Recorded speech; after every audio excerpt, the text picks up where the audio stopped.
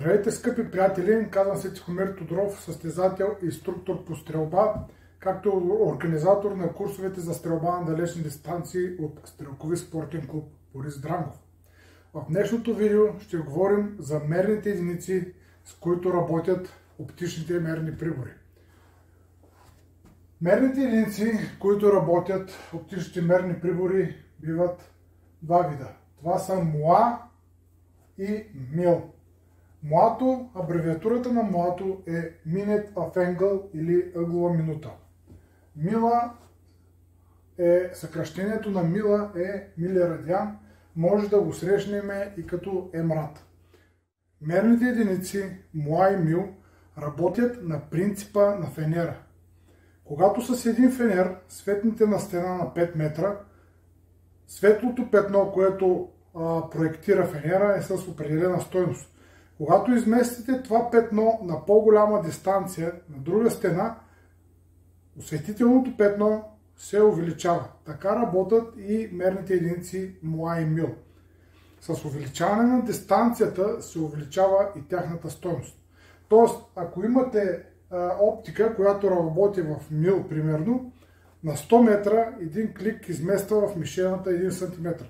Съответно, същият клик ще измества 5 пъти по-голяма стойност или 5 см на 500 метра. Правиме само един клик и на 500 метра попадението се измества не с 1 см, а с 5. Нека да разгледаме първо по-подробно мерната единица МОА. МОА-то е свързано с имперската мерна система, инчове, ярдове, футове и така нататък. Хората, които използват тази имперска система, казват, че едно МОА е равно на 1 инч на 100 ярда. Ние сме трансформирали МОА-то да е малко по-удобно за нас и в случая с черни букви сме записали, че едно МОА е равно на 2,91 см на 100 метра. Тоест, ако едно МОА е 1 инч на 100 ярда, съответно трябва да е 2,54 на 91 метра. Но това, което казахме по-напред, че работи на принципа на фенера, стойността на мерната единица с увеличаване на дистанция е увеличила до 2,91 см на 100 метра. Защото при нас работим, прострелваме и зануляваме оръжията на 100 метра. След като стойността на МОА-то е 2,91 см, трябва да знаем и нещо друго. Има 3 вида оптики, които работят на принципа на МОА-то. Те са 1/2 МОА, 1/4 МОА и 1/8 МОА. Ако знаете само тази стойност от 2,91 см, може да разберете и стойността на клика на всяка една от тези оптики, съответно за дистанцията от 100 метра.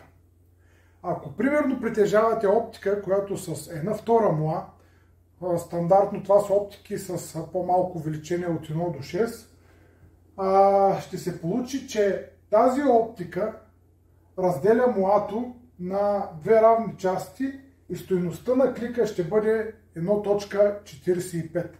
Тоест, ако трябва да направите корекция в хартия 3 см, просто трябва да направите 2 клика. Следващата оптика, следващите най-тенденциозни оптики, които работят в МОА, са 1/4 МОА. Един клик на тази оптика премества в хартиена мишена на 100 метра 0.72 см. Тоест, за да направим корекция, същата корекция от 3 см на 100 метра, трябва да направим не 2, както в предния случай, а общо 4 клика. И третия вид оптика е 1/8, която разделя МОА-то, тази стойност от 2,91 см на 8 равни части. Нека да разгледаме и другата мерна единица, която е по-приемлива и по-апетитна за нас, като хора, които използваме метричната мерна система. МИЛа или също свързано, може да го срещнете като МРАД, или в ловните оптики, които работят с тази мерна система, може да видите изписани на барабаните: един клик е равен на 1 см на 100 метра. Това е изключително лесно за нас и много приятно се работи с оптика, която е с такива мерни единици. Мила е стойност, която променя 10 см на 100 метра. 1 мил е 10 см на 100 метра. Тоест оптики, които работят с мил, 1/10 от мила е стойността на клика на оптиките, които работят в тази мерна система. И съответно, ако имаме на лист хартия да направим корекция от 5 см нагоре и 5 наляво, ние съответно ще завъртиме 5 клика up и 5 клика left, за да оцелиме мишената. Просто, точно и ясно.